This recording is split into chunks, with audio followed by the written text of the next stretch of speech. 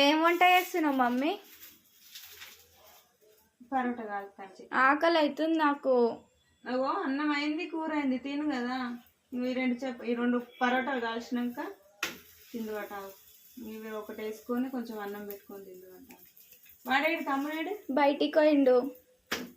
ఎక్కడ బయటికి వెళ్ళి రమ్మనుకో, తింటాడు. వాడు కూడా ఆకలి అవుతుంది. వాడు స్కూల్కి వేసి తినలేదా నేను?